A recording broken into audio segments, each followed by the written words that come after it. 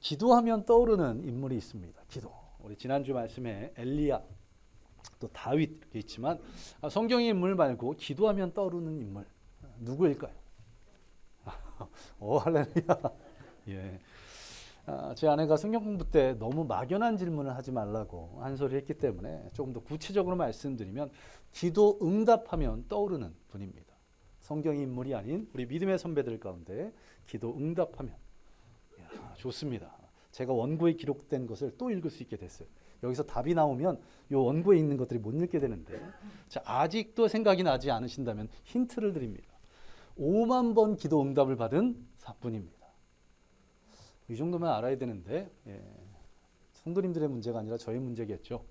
더 열심히 말씀을 전하고 더 열심히 말씀을 가르치겠습니다.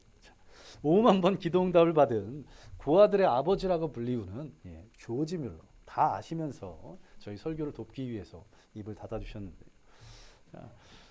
어린 시절 상습적으로 아버지의 지갑에 손을 댔던 그런 사람이었다고 합니다. 경찰에게 붙잡혀 교도소도 가기도 했고 얼마나 말썽을 피웠는지 경찰도 감당할 수 없어서 그냥 풀어주기도 하고 심지어는 잡히지 말라고 경찰들이 조지 뮬러에게 도망을 치는 법을 가르쳤다고 할 정도로 그런 비행 청소년이었다고 합니다. 그런데 그가 어느 저녁, 어느 토요일 저녁 기도 모임에 참석했고 그 기도 모임 가운데 무릎을 꿇고 간절히 기도하는 한 사람을 보게 되고 그 모습을 보면서 그가 변화되기 시작했습니다. 그리고는 그가 살아계신 하나님 한 분만을 의지하며 이 고아원 사역을 했던 독일의 헤르만 프랑케의 생애를 기록한 그 책을 읽고는 감동을 받았습니다. 그리고 자신도 고아들을 위해서 헌신하겠다고 작정합니다. 그리고 그것을 위해서 기도하는 중에 이런 응답을 받습니다. 시편 81편 10절 말씀을 통해서 응답을 받았는데요. 내 입을 넓게 열라. 내가 채우리라. 내가 채우리라는 그 말씀에 응답을 받고 준비된 것이 하나도 없음에도 불구하고 영국으로 건너가 고아원 사역을 시작합니다. 그가 처음 고아원 사역을 시작할 때 그에게 주어진 것들이 무엇이었냐면 선물 받은 접시 3개, 그리고 쟁반 28개, 물병 하나, 컵 하나, 칼 4개와 포크 4개, 그리고 채소를 깎는 강판 하나, 요것밖에 없었습니다. 그런데도 불구하고 고아들을 위해서 사역을 시작했습니다. 바로 무엇 때문에? 주님 말씀 때문에, 기도 가운데 응답 때문에 내가 채우리라. 이 말씀 붙잡고 시작했습니다. 그리고는 그 시작한 이후에 계속 확장해서 한 번에 최대 2,000명의 고아를 돌보는 그런 엄청난 사역을 감당하게 됩니다. 그리고 더 놀라운 것은 이 한 번에 2,000명의 아이들을 양육함에도 불구하고 정부의 지원을 받지 않았습니다. 또한 기업이나 돈 많은 부자에게 손을 내밀지 않았다는 것입니다. 고아원 사역에 필요한 모든 물질적인 부분들, 또 자신의 개인의 삶에 필요한 모든 것들을 하나님께 기도했고 하나님께 응답받음으로 채워나갔다고 합니다. 그것을 통해서 하나님은 어제나 오늘이나 언제나 동일하신 하나님이라는 것을, 그리고 기도한 대로 응답하시는 하나님이라는 것을 직접 보여주는 그런 삶을 살았다고 합니다. 조지 밀러가 기도에 대해서 이렇게 얘기했다고 합니다. 기도를 시작한다는 것으로는 부족하다. 기도를 시작하지 않은 분들도 있을 텐데 기도를 시작한다는 것으로는 부족하다라고 합니다. 그리고 바르게 기도하는 것도 또 얼마 동안 계속 기도하는 것도 충분하지 않다. 어떤 것이 진정한 기도라는 겁니까? 기도의 응답을 받을 때까지 믿음을 가지고 꾸준히 기도해야 된다. 계속 기도해야 된다는 겁니다. 더 나아가서는 끝까지 기도를 계속할 뿐 아니라 하나님께서 우리의 기도를 들으시고 응답해 주시라는 것을 확신을 가지고 기도해야 한다고 그렇게 얘기합니다. 그리고 덧붙였던 것이 그러나 안타깝게도 대부분의 경우 우리는 축복을 받을 때까지, 응답을 받을 때까지 기도하지 않는다. 그리고 축복받을 것을 기대하지도 않고 있다고 그렇게 이야기했다고 합니다. 조지 밀러는 놀라운 것이 앞서 말씀드렸던 것처럼 어떤 정부의 또 기업이나 부유한 자들의 정기적인 도움 없이 기도만으로 이 아이들을 먹였습니다. 하루는 이런 날이 있었다고 합니다. 내일 먹일 양식이 다 떨어진 겁니다. 아이들이 수백 명, 1,000명이 넘는 아이들이 있는데 하나님께 골방에 들어가서 기도했습니다. 그리고 다음날 아침이 되어서 어떻게 했을까요? 테이블을 깔고 식기를 놓고 포크와 나이프를 놓고 다시 한번 기도합니다. 그러자 어떤 일이 벌어졌습니까? 갑자기 차가 수레가 그 고아원 앞에 도착해서 아이들이 먹을 양식을 주고 가는 그런 놀라운 역사들을 경험했다는 것입니다. 이것이 63년 동안 그가 이 고아원 사역을 하는 63년 동안 이어져서 15만 명 이상의 아이들에게 돌봄의 그런 귀한 기회를 베풀었고 그가 이 기간 동안 800만 달러 정도의 그런 후원을 받았다고 합니다. 지금 금액으로 하면 100억 정도가 되겠죠. 그런데 조지 밀러는 1805년에 태어났습니다. 지금으로부터 200년 전에 800만 달러라면 엄청난 금액입니다. 200년 전에 이 금액이 지금 현재는 어느 정도일까 찾아봤더니 200년 전 기록이었고요. 100년 전께 기록이 있는데 100년 전에 100달러가 지금의 한 1600달러 한답니다. 100년 전보다 한 16배 정도. 그럼 200년 전에는 어떻게 할까요? 계산하기 편하게 하면 한 20배 정도로 한다면 조지 밀러가 63년 동안 얼마의 후원을 받은 겁니까? 100억의 20배, 2천억의 후원을 받았다는 겁니다. 그래서 한 번에 2,000명, 10수만 명의 아이들을 양육할 수 있었던 겁니다. 이 자리에 모든 분들이 조지 밀러와 같이 반드시 응답하심을 믿고 기도하며 기도의 사람들 되기를, 기도의 성도들 되기를 간절히 소망합니다. 하나님께서 그런 우리의 기도를 들으시고 응답하실 줄로 믿습니다. 그리고 우리의 모든 필요를 채우실 줄 믿습니다. 우리의 건강의 필요, 우리의 물질의 필요, 여러 관계의 필요, 이 상황과 환경 가운데 필요한 모든 것들을 주님께서 채우실 줄로 믿습니다. 아멘. 자, 오늘 본문에서 우리는 이제 간절히 기도하는 한 사람을 만나게 됩니다. 오늘 본문을 펴시고 시편 141편을 보시기 바랍니다. 누굽니까? 바로 다윗입니다. 다윗이 위기의 때, 고난의 때 하나님께 간절히 기도하고 있습니다.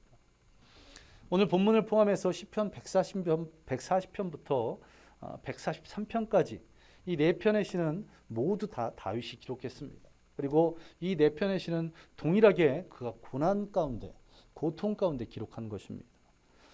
1절을 보시면 다윗이 아주 위급한 상황, 아주 다급한 상황임을 알게 됩니다.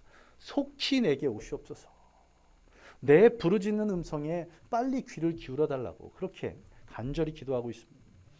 다윗의 어떤 위급한 상황, 그의 인생 가운데 험난한 시기를 꼽으라면 언제겠습니까? 그가 자신의 장인인 사울 왕이 자신을 죽이려고 하기에 쫓겨다녔던 시기, 그가 살기 위해서 침을 흘리며 미친 척을 해야 할 때가 있었습니다.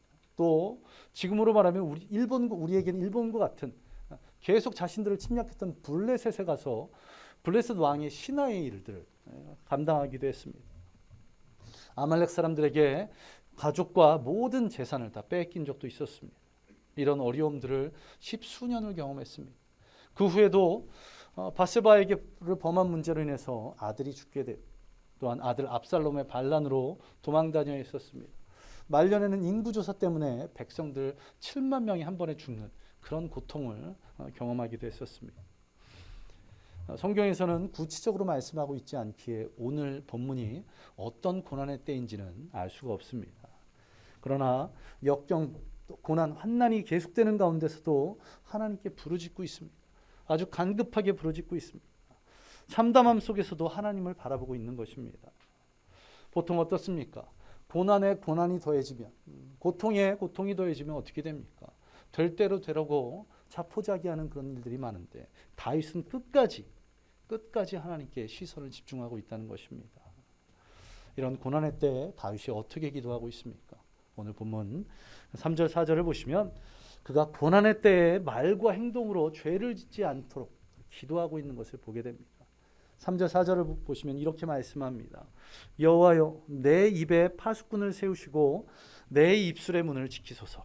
내 마음이 악한 일에 기울어 죄악을 행하는 자들과 함께 악을 행하지 말게 하시며 그들의 진수성찬을 먹지 말게 하소서. 이 고난의 때, 위기의 때 오히려 자신의 입에 파수꾼을 세워달라고 그렇게 기도하고 있습니다. 내 입술의 문을 지켜달라고 구하고 있습니다. 또한 자신이 악을 행하지 말도록 해달라고 그렇게 기도하고 있다는 것입니다. 지금 힘들고 어려운 상황입니다. 힘들고 어려울 때 때로는 소리 좀 지르고 또 불평이나 원망을 해서 스트레스를 해소해야 되지 않. 제가 그런 스타일입니다. 샤워하면서 가끔 소리를 지르고 이러면서 스트레스를 해소했는데 과거 저희 어머니는 네가 회개하지 않아서 그렇다고 아픈 데를 때리셨는데요. 자, 소리를 지르고 타인을 원망하고 하나님의 불평을 한다고 해서 문제가 해결될까요? 결코 그렇지 않습니다. 만약 그래서 문제가 해결될 수 있다면 그렇게 하는 것도 문제 해결의 방법이 되겠지만 결코 원망으로 문제가 해결된 적은 없다는 겁니다. 소리 지르고 불평하고 원망하면 오히려 주변 사람들에게 상처를 주고 하나님 앞에서 범죄할 뿐입니다. 또한 이런 생각들 또 불평의 말들을 행동으로 실천하게 되면 어떻게 됩니까? 정말 죄를 범하게 되는 그런 일에 빠지는 것입니다. 우리의 모범이 될 사람 한 사람이 있습니다. 바로 욥기의 욥입니다. 그가 어떤 경험을 하게 됩니까? 한순간에 모든 재산이 다 날아갑니다. 또 한순간에 모든 자녀들이 다 죽게 되는 그런 고통을 경험합니다. 감당할 길이 없는 그런 고통 가운데 그가 어떻게 말하고 있습니까? 우리 욥기 1장 20절 21절을 우리 한 목소리로 함께 봉독하겠습니다. 시작. 욥이 일어나 겉옷을 찢고 머리털을 밀고 땅에 엎드려 예배하며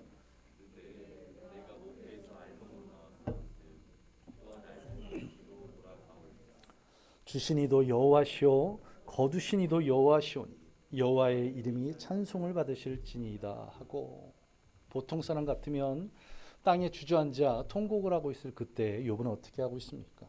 엎드려 예배했다고 성경은 말씀하고 있습니다. 그리고 예배하는 가운데 어떻게 고백하고 있습니까? 기도하면서 원망할 것 같은데 주신 이도 여호와시오 거두신 이도 여호와신 여호와의 이름이 찬송을 받으실지로다.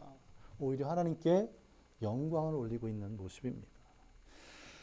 고난 가운데 하나님께 예배드리고 또 하나님께 영광을 돌리는 그런 욥을 어떤 사람이라고 표현합니까? 욥기 1장 22절에서 이렇게 말씀합니다. 이 모든 일에 욥이 범죄하지 아니하고 하나님을 향하여 원망하지 아니하니라. 고난 가운데서 입술로 범죄하지 않았다고, 하나님께 원망하지 않았다고 칭찬받고 있는 것을 보게 됩니다. 그런데 고난이 여기서 끝나면 감사할 텐데 어떤 일이 벌어집니까? 이제 자신의 육신의 질병이 찾아오게 됩니다. 우리 욥기 2장 8절에서 10절을 우리 한 목소리로 함께 봉독하겠습니다. 시작. 욥이 제 가운데 앉아서 질그릇 조각을 가져다가 몸을 긁고 있더니 그의 아내가 그에게 이르되 당신이 그래도 자기의 온전함을 굳게 지키느냐? 하나님을 욕하고 죽으라. 그가 이르되 그대의 말이 한 어리석은 여자의 말 같도다. 우리가 하나님께 복을 받았은즉 화도 받지 아니하겠느냐 하고 이 모든 일에 욥이 입술로 범죄하지 아니하니라. 아멘. 그가 온몸에 종기가 생겨서 그 간지러움 또 가려움 때문에 질그릇을 깨서 긁고 있다고 이렇게 묘사하고 있습니다. 그리고 그의 아내가 하나님을 저주하고 죽으라고 그렇게 말하고 있는데 그는 어떻게 말합니까? 하나님께 복을 받았은즉 화도 받지 아니하겠느냐고 이 모든 일에 욥이 입술로 범죄하지 아니하니라. 고난 가운데서 결코 범죄하지 않았던 욥의 모습을 보게 됩니다. 위기의 상황, 고통 가운데 있을 때 다윗처럼 또 욥처럼 입술과 행동으로, 말과 행동으로 범죄하지 않는 저와 여러분 되시기를 간절히 소망합니다. 원망, 비난, 이 모든 것들은 문제 해결에 아무런 도움이 되지 않습니다. 오히려 저와 여러분을 죄의 길로 더 이끌 뿐이라는 것입니다. 마태복음 15장을 보시면 입에서 나오는 것으로 말미암아 사람을 더럽게 한다고 그렇게 말씀하고 있습니다. 다윗처럼 욥처럼 이 환난의 때 고통의 상황에서도 말과 행동으로 범죄하지 않고 더 기도하는 믿음으로 말미암아 살아가는 저와 여러분 되시기를 간절히 소망합니다. 그리고 두 번째, 고난의 때에도 다윗은 책망에 겸손히 귀를 기울이게 해달라고 그렇게 기도하고 있습니다. 삶이 어려움이 닥쳤을 때 누군가 말하기 좋아하는 사람들이 네가 이러한 잘못들을 통해서 이런 어려움이 경험하지 않았냐고 그런 사람들이 주변에 있습니다. 그때 어떤 심정이 듭니까? 네, 제가 정말 그런 것으로 인해서 잘못했네요. 이렇게 될까요? 그렇지 않습니다.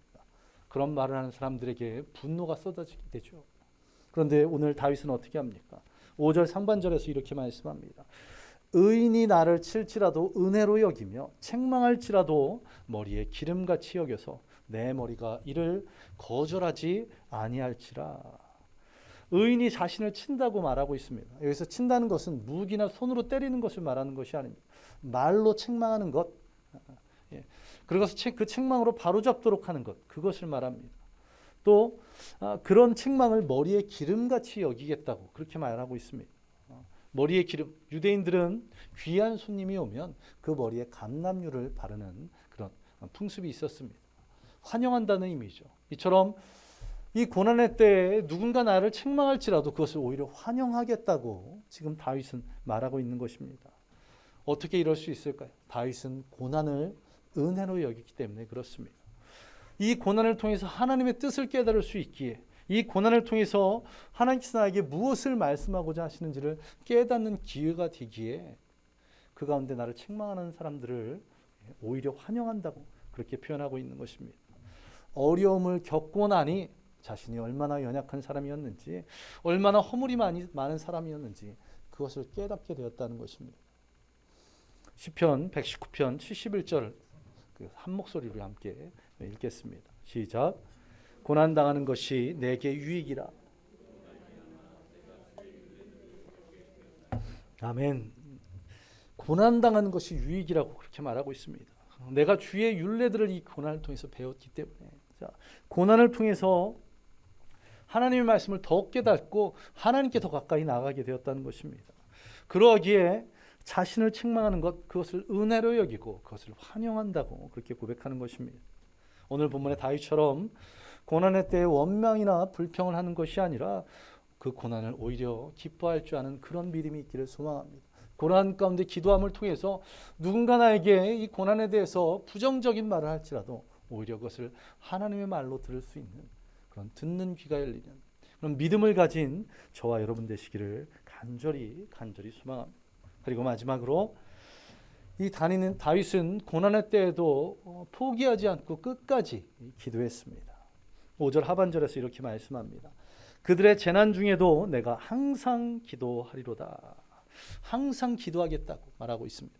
여기서 그들은 다윗을 대적했던 자들을 말합니다. 다윗을 고통스럽게 했던 자들, 그들의 재난 중에도 라고 해서 그들이 고통받는 그런 상황이 아닙니다. 원어를 보면 이 구절은 적들이 나를 계속 고통스럽게 할지라도 나는 그들을 직접 상대하지 않고 하나님께 기도하겠다는 그런 의미입니다. 나를 고통스럽게 하는 자들, 그들을 직접 상대해서 그들과 다투고 싸우는 것이 아니라 그들이 나를 힘들게 하고 어렵게 할지라도 그들을 상대하지 않고 나는 하나님께만 기도하겠다고 그렇게 고백하고 있는 것입니다. 그래서 그는 하나님께 구하고 있습니다. 오늘 본문 8절을 보시면 내 영혼을 빈궁한 대로 버려두지 말라고, 나를 버려두지 마시라고 하나님께 구하고 있습니다. 사람들에게 나를 더 이상 힘들게 하지 말라고 하는 것이 아니라 9절을 보시면 올무와 함정에서 벗어나게 해달라고 하나님께 구하고 있습니다. 우리는 고통이 계속될 때, 또 고통 가운데 또 다른 고통들이 찾아올 때 낙심할 수 있습니다. 이 다윗의 이런 고난은 하루 이틀이 아닌 사울의 손을 피해서 10수년간을 도망쳐야 했습니다. 압살롬의 반란을 통해서 수개월 동안을 도망쳐야 했었습니다. 그런 고난 가운데서도 입술로 또 행함으로 죄를 짓지 않게 해달라고 기도하고 있습니다. 또한 고난을 통해서 주님의 은혜를, 주님의 뜻을 깨닫게 하심을 감사하며 기도하고 있습니다. 그럼에도 주님의 응답이 바로바로 오지 않는, 신속하지 않게 그럴 때가 있다는 것입니다. 그러나 그럼에도 불구하고 다윗은 어떻게 하고 있습니까? 끝까지 기도한다. 내가 항상 기도한다고 그렇게 고백합니다. 8절을 보시면 내 눈이 주를 향한다고, 또 10절에서는 온전히 나를 이 고난 가운데서 면하게 해달라고 계속해서 기도하는 그런 다윗의 모습을 보게 됩니다. 이렇게 계속해서 기도하는 다윗, 이 다윗의 모습이 누가복음 18장에 나오는 불의한 재판장의 비유에 그 억울한 과부의 모습이 투영됩니다. 이 과부는 어떻습니까? 이 재판장이 뇌물을 받아야지 판결을 해주는 그런 불의한 재판장이었음에도 불구하고 이 억울한 과부는 계속해서 이 재판관을 찾아갑니다. 자신의 억울함을 풀어달라고 계속해서 찾아갔더니 결국은 이 재판관도 뇌물 받기를 포기하고 이 여인의 뜻대로 하는 것을 보게 됩니다. 이처럼 주님께 끝까지 기도하는 저와 여러분 되시기 바랍니다. 감사한 것은 주님께서는 불의한 재판장이 아니시라는 것입니다. 우리에게 가장 합당한 때에 가장 완전한 방법으로 응답해 주시는 하나님이시기에 믿고 기도하시는 저와 여러분 되시기를 간절히 소망합니다. 우리의 고난의 때에 끈질기게 기도함을 통해서 하나님의 응답을 경험함을 통해서 고난을 뛰어넘는 막힌 담을 허물어뜨리는 저와 여러분 되시기를 간절히 소망합니다. 이제 말씀을 정리하겠습니다.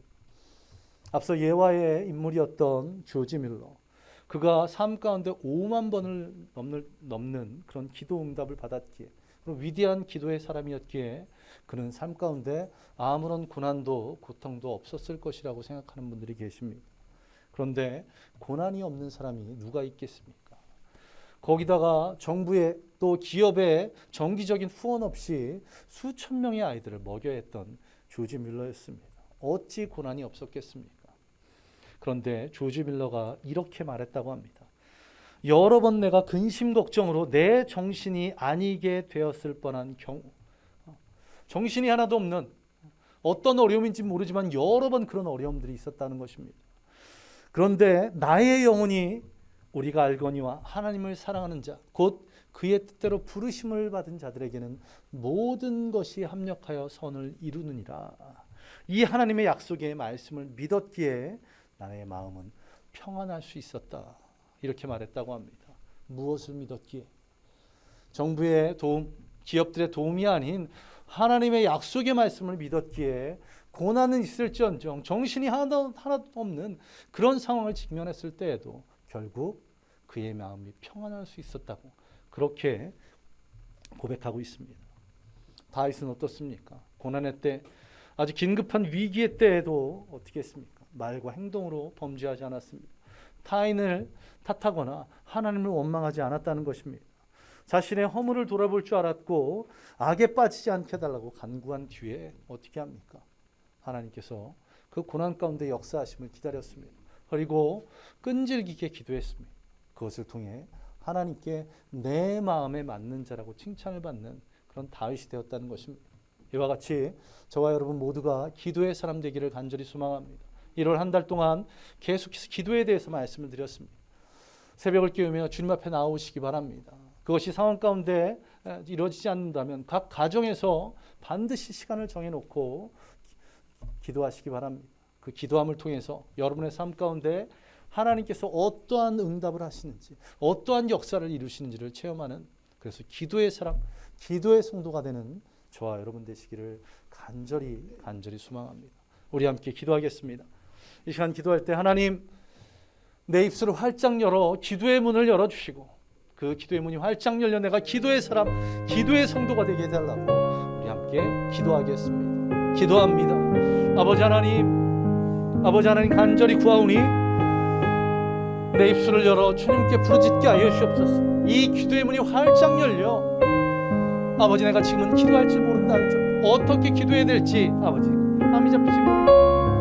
주님께서 활짝 열어주심으로 말미암아 입술을 열어 기도할 때 아버지 나의 모든 것들을 고백하기, 또한 이 나라 민족과 교회와 성도들을 위해서 중보하는 그런 귀한 기도의 사람, 기도의 성도들로 변화될 수 있도록 주님 역사하여 주옵소서. 우리 원주시온 침략의 모든 성도들이 새벽을 깨우며 주님 앞에 나오게 하시고, 또한 각자의 가정에서 시간을 정해서 또 장소를 정해서 깨어 기도하는 기도의 사람들 되어서 그런 기도의 사람들이 모인 기도하는 교회가 되어서 주님 맡겨주신 귀한 사명들을 온전히 이루어갈 수 있도록 주님 인도하여 주시옵소서. 오직 주님만 의지합니다. 주님께서 이 자리에 있는 한 명 한 명의 성도들을 만나주시고 그들의 기도의 문을 활짝 열어주셔서 기도의 성도, 기도하는 사람들 되어지게 주님 역사하여 주시옵소서. 주님의 은혜를 기대합니다. 이 모든 것 예수님의 이름으로 간절히 기도드리옵나이다. 아멘. 우리 계속해서 기도하겠습니다.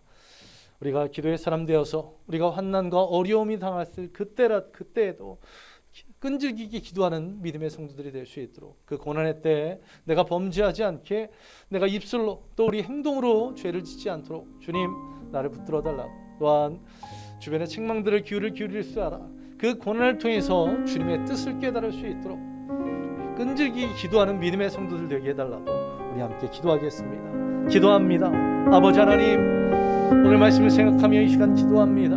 주님, 다윗이 그랬던 것처럼, 또한 조지 밀러가 그랬던 것처럼, 또 욥이 그랬던 것처럼 우리가 고난의 때에 더 기도하는 자 되게 하여 주시옵소서. 이 고난의 때 내가 그것을 직접 맞서는 것이 아니라 내가 해결하려고 달려든 것이 아닌 모든 것을 주님께 맡기고 기도하는 자 되게 하여 주시옵소서. 그래서 주님의 그 말씀에, 그 응답에 따라 내가 행동하게 하여 주시고, 아버지, 혹 누군가 나를 핍박할지라도 그들을 직접 상대하는 것이 아닌 주님께 맡기게 하여 주시옵소서.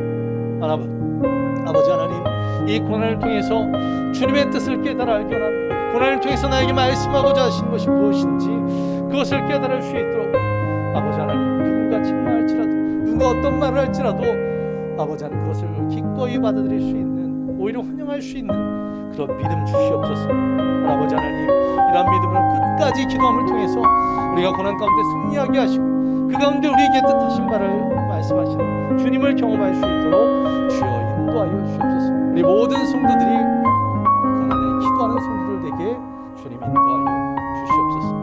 이 모든 것 예수님 이름으로 간절히 기도하옵나이다. 아멘.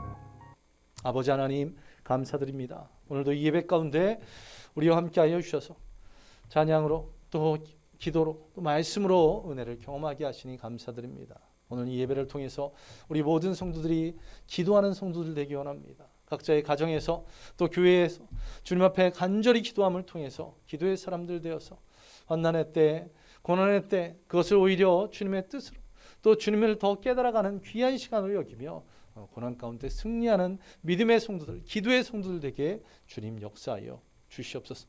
또한 주님, 그 드려진 예물들이 있습니다. 그 손길 축복하여 주시며 또 하나님께 귀하게 쓰임받아 하나님 나라가 확장되며 주님의 몸된 교회가 귀하게 세워질 수 있도록 주여 인도하여 주시옵소서. 주님의 그 은혜를 기대하며 모든 것 예수님 이름으로 기도드리옵나이다. 아멘.